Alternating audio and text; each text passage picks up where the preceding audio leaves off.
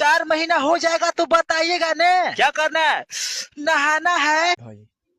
धूप इतना तेज होता, अब ठंडी न लगी दिन में। अब नहा लेल करा, काहे से धूप बहुत बढ़िया होता।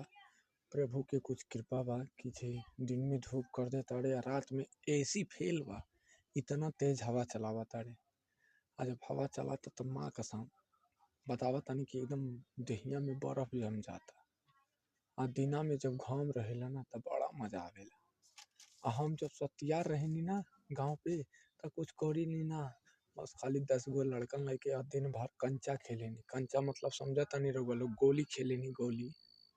आ 50-60 आ रिंगा खेल जाला, कंचा खेल जाला, gulli danda, hockey, bat ball, यही सब खेलेनी जब दिन में सतियार रहनी।